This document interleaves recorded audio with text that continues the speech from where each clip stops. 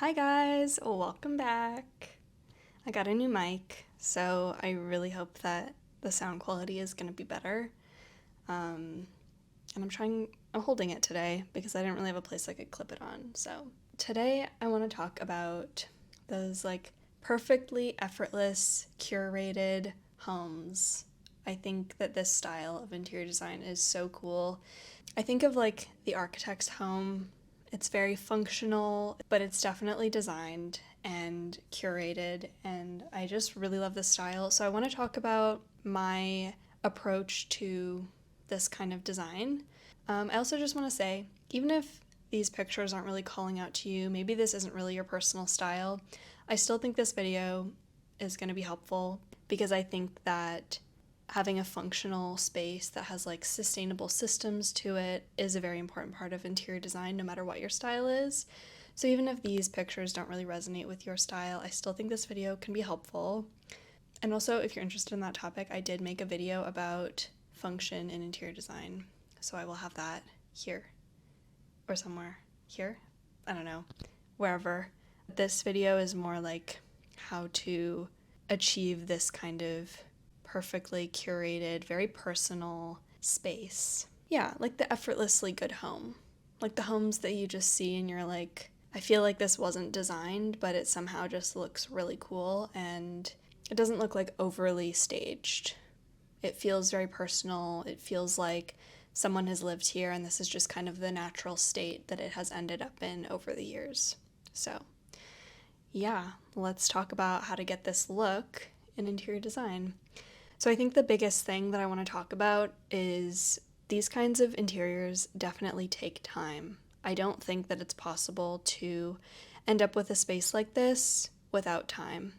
They look like they've taken a lot of time to become this way because they have. I really don't think you can artificially create this kind of design. It really is a collection of objects and furniture and art over the years, and that's just kind of how it is. But I think there's a lot of benefits to taking your time with interior design, and I think that all good interiors really do just take time.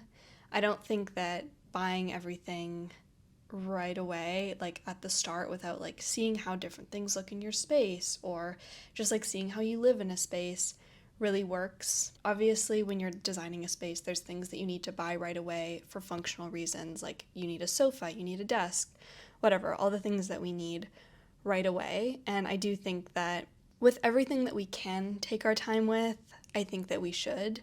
And with everything else, I think that, sometimes there's a time and a place for maybe a placeholder. And I don't think that you should be getting bad placeholders, I guess. You don't need to force things into your space just because you feel well, you need a coffee table, so I'm going to settle for this coffee table. I think it's just inevitable that these projects are ongoing. Your home is always going to be an ongoing project, and I think the sooner that we can all just be okay with that fact that it's always going to be evolving as your life evolves, as you get new things, as you live in the space, as you feel things out and see what looks good and see what doesn't. It's just an ongoing project, and I think that's great. Figure out the things that you really desperately need to live in your space, and then other than that, I would style things and make things look nice, but let them be placeholders and let that be. For me, I've been living in this apartment. It's definitely still a project. I'm really not done with the space at all. And we have a wall of just stacks of books right now because I haven't found the perfect thing for that wall and I haven't found the perfect shelf yet. And so I'm not letting it be nothing, but I'm not settling for something that I don't like. I'd rather have a styled stack of books than a bookshelf that I don't like. And I think that these spaces end up this way through just the process of styling things and then finding the things that you do like and bringing them in and then styling it more. And then it's just a cycle of that process of thrifting things and just being out and about and seeing something you like and bringing it into your space and styling that. And it really is just this cycle. And that's okay. I think that's just the process of designing these kinds of spaces and getting that like very homey, personal feeling. For me, like collecting things from my home is definitely a hobby of mine. It's like, I feel like it's like the joy of my life is like collecting beautiful things from my home. And I really do like cherish everything that I do find, and just like bringing it all together is like my favorite thing ever. So I think that that kind of happens naturally in that process. I also think that if you buy everything right away, it's kind of inevitable that not everything is going to work out, and it's going to feel like overly new and overly impersonal. I don't think it's possible to like make that many intentional decisions about your home at once. I think that it's just going to end up looking like the store that you have bought things from. Not to say that you can't choose a bunch of really nice things right away for your home and it can't be personal, but I think that what else comes into play here is budget. If you have more money to spend in your home, it's definitely easier to find things quickly that are personal if you have more money to spend on your home, and that's great. But if you are somebody who definitely needs to like thrift more pieces to be able to get the look that you want, or just like find more secondhand things, or just look for the deals, it's definitely going to take more time, and that's where this kind of like styling and upgrading cycle is going to be important. But I think that it's important for any budget, really. I think it's just the way to see how things look in your home and then edit from there, you know? And so that information might feel a little bit overwhelming to just be like, don't buy everything right away. You might be like wondering, okay, what do I get now? What do I wait for? That kind of thing. Like basically, what should you be prioritizing in that process? And I think I'm just going to talk a little bit about my order of operations with this kind of thing. And it's definitely going to change person to person based on what you need in your space. Yeah, I think that prioritizing, curating those like baseline things that you need for your home. So like a desk and a desk chair and a couch and a coffee table and a bed and a bedspread. Those like bigger items that are going to have a bigger impact faster are going to be the things you want to be prioritizing when you're curating that collection of things for your home. Because once you have that baseline, it's much easier to move things around from there and just keep adding to it. I think that it can be a bit overwhelming if you're looking at it like, okay, let's do the office now. And then you just focus on the office, and then you're like trying to get everything perfect in there. Or even just like a corner of your home, if you're like, okay, this is my focus right now, let's get everything perfect in this one corner. First of all, it's going to look out of place because it's not going to match the same like level of effort that you've put into the rest of your home. But I also think that it just kind of is much easier once you have that baseline, then you're functional in your home. You can start to like see how you live in your space, create systems, and like study the way that you are living and what you need and what you think would add to the space and all that stuff. And then from there, you just keep adding slowly from that baseline. And then it's also much easier to start experimenting more with like bolder decisions if you have that baseline of things for your home that you've chosen. And I'm not saying that this baseline needs to be like boring or too basic. It really depends on your style. But for me, I think of like, okay, I'm getting my baseline duvet cover. I got this striped one from IKEA. It's simple, it's clean, it still goes with my style, and it still goes with the desired look that I want. But I know that like in the future, maybe this is something I'll switch out for something a little bit more fun. But for right now, this is a very easy decision that I can make. And then once I know more about my space, once I've like edited things further and I've seen how it's coming together, it's going to be much easier to make that decision, and make that decision with a lot of intention if it's not in the beginning when it's like overwhelming and you're trying to make every single decision about your space, if that makes sense. So that baseline can be simple. It should still align with the look that you're going for, but don't overcomplicate those decisions.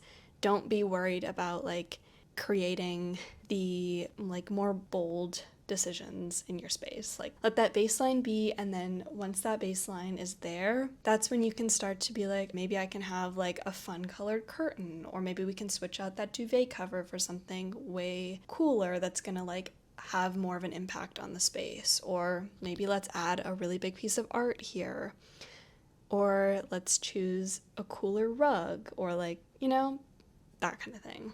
I think that it's easier to make those intentional, more bold decisions if you're not overwhelmed by just like in general making decisions about your space, because it can be very overwhelming for sure.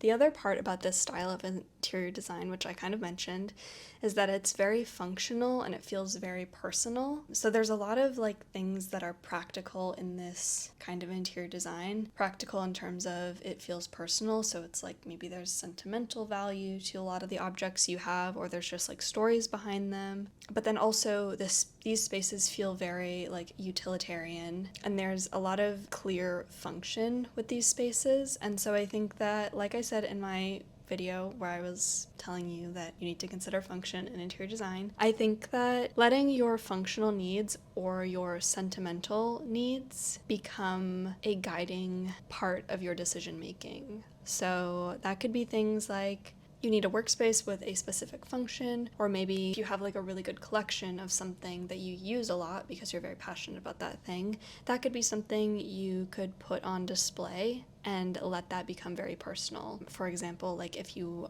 do a lot of cooking and you have a really nice collection of pretty knives, maybe you could do something like this.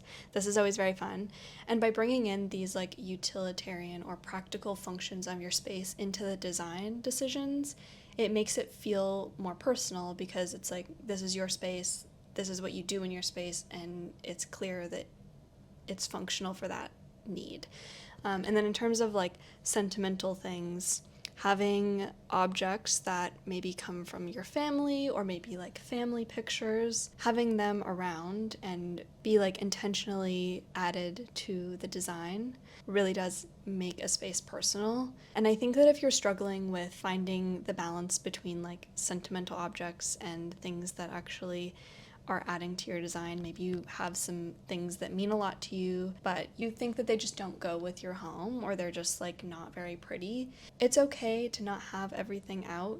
You can put those things in a spot that feels comfortable for you, but then choose the objects that do actually have the ability to add to the design to display in your home. So maybe some really nice vintage photos of family members can be a really fun way to bring that sentimental and personal value in, that is also adding to your practical need of like having your space look a certain way, because that's how you want your space to look. Yeah, but I think at the end of the day, this style is really just, it really just takes time, and it really just takes the like collection, the slow collection and curation of objects that represent your life and all the things that you've done. And that's what I love most about this style. I think that it just feels very personal, it feels very warm, and it feels very achievable in like a lot of ways, because it's just like a collection of things that mean a lot to you and that come together to create a very nice and welcoming personal home. For me, it's like when I'm traveling or when I'm just out and about, anywhere really, I'm always looking for things for my home, just because that's my hobby and I love collecting objects. But I just love being able to like look around at my space and know the story behind each thing that I have, rather than it just having come from like some random store that I bought everything from really quickly. Anyway, that's everything I have for this video today. Let me know if that was helpful, or if you have any more questions about this subject, or really anything, honestly. Yeah, I love to know. I love to know what you guys are all thinking, and if there's like any points that you think I missed, or if you have any video ideas, please let me know in the comments. I love to hear it all. Thank you guys so much for watching. I really appreciate it, as always, and I will see you in the next one. Okay, bye guys!